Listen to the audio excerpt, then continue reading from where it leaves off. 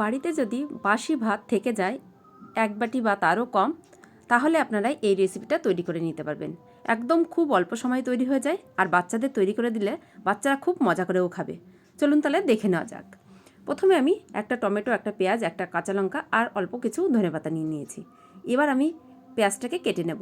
আমি এখানে একটা ছোট সাইজের পেঁয়াজ নিয়েছি, কিন্তু এই পেঁয়াজটাও আমার গোটা লাগবে না, এর হাফ অংশ আমি ব্যবহার করব, আর হাফটা আমি রেখে দেবো। আর যে বড় সাইজের একটা টমেটো নিয়েছি, এরও আমি 4 ভাগের 1 ভাগ নেব, আর বাকিটা আমি অন্য কাজে ব্যবহার করব।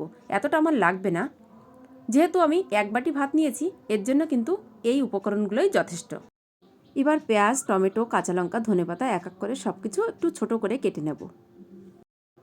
খুব সহজ একটা রেসিপি, খেতে খুবই ভালো হয়, বাচ্চা থেকে বড় সবাই কিন্তু খুব পছন্দ করবে। এইভাবে একবার বানিয়ে দেখুন। আমার এই ছোট্ট চ্যানেলটি যদিও এখনও পর্যন্ত আপনারা সাবস্ক্রাইব করে না থাকেন, অবশ্যই কিন্তু সাবস্ক্রাইব করার অনুরোধ রইল আপনাদের সকলের কাছে। আর ভিডিওটা প্রথম থেকে শেষ পর্যন্ত দেখতে থাকুন। সমস্ত কিছু আমি কেটে নিলাম। এখানে আমি নিয়ে নিয়েছি একটা ডিম। এবার এই ডিমটাকে আমি ভেঙে এই বাটির মধ্যে নিয়ে নিলাম। এবার একটু বেশি পরিমাণে দিয়ে দিলাম লবণ। লবণের সঙ্গে ডিমটাকে একটু ফেটিয়ে নিলাম। ডিমটাকে ভালো করে ফেটিয়ে নিয়ে এর মধ্যে যে উপকরণগুলো আমি কেটে রেখেছিলাম, কাঁচা লঙ্কা, ধনিয়া পাতা, টমেটো, পেঁয়াজ, সমস্ত কিছু কিন্তু এই ডিমের মধ্যে দিয়ে দিলাম। আর দিয়ে দেব ছোট 1 বাটি বাসি ভাত রেখেছিলাম, সেই 1 বাটি ভাত। সমস্ত কিছু এবার ভালো করে মিশিয়ে নেব। আমি এখানে একটা ডিম দিয়ে তৈরি করছি, আপনারা চাইলে এর থেকে বেশি পরিমাণের ডিম দিয়েও এই রেসিপিটা তৈরি করতে পারেন। সমস্ত কিছু মিশিয়ে নেওয়া হয়ে গেছে। এবার একটা ফ্রাই প্যান বসিয়ে দিয়েছি গরম হতে। গরম হয়ে গেছে, তার মধ্যে দিয়ে দিলাম 2 টেবিল চামচের একটু বেশি রিফাইন অয়েল। এবার সমস্ত মিশ্রণটা এই তেলের মধ্যে ছড়িয়ে দিচ্ছি, আর এই সময় ওভেনের ফ্লেমটাকে একদম লোতে করে দিতে হবে।